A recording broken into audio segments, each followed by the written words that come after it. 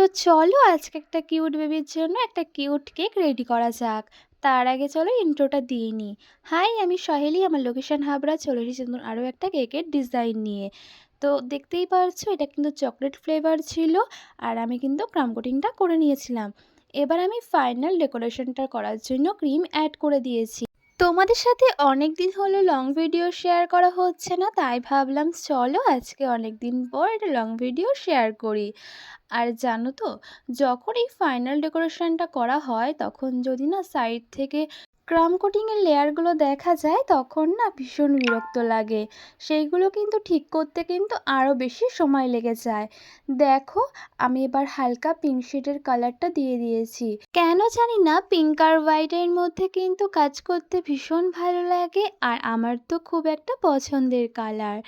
দেখো, তোমাদের সাথে কথা বলতে বলতে নিচের লেয়ারটা আমার অনেকটা কমপ্লিট হয়ে গেছে। না না, এটা নিচের লেয়ার না, এটা উপরের লেয়ারটা কমপ্লিট হয়ে গেছে। এরপরে নিচের লেয়ারটা রেডি করব।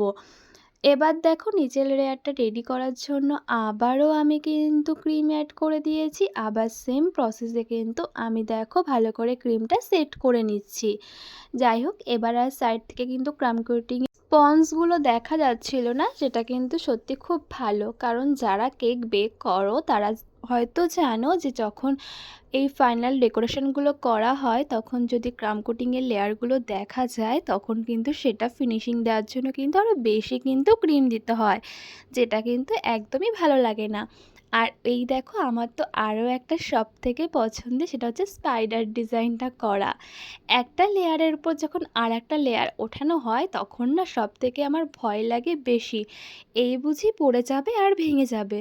কারণ আমি অনেকের ভিডিওতে দেখেছি যে এটা লেয়ারটা দিতে গিয়ে পড়ে গেছে আর কেকটা নষ্ট হয়ে গেছে। আর আমার না ঠিক ওরকম সময় ওটাই চিন্তাভাবনা হচ্ছিল যে আমারটাও যদি এরকম পড়ে যায় তখন আমি কি করব।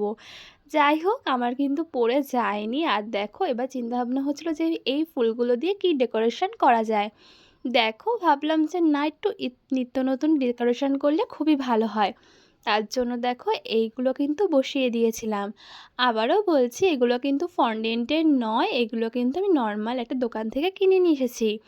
আর দেখো, সব থেকে পছন্দের যেটা বারবির পেছনে পালকটা, ওটা দেওয়ার জন্য কিন্তু লুকটা পুরো চেঞ্জ হয়ে যায়। দেখতেই পাচ্ছ কতটা ইউনিক লাগছে। আচ্ছা, আমি তো বললাম আমার কাছে তো ইউনিক লাগলো, তোমাদের ঠিক কেমন লাগলো কমেন্ট করে বলে দাও।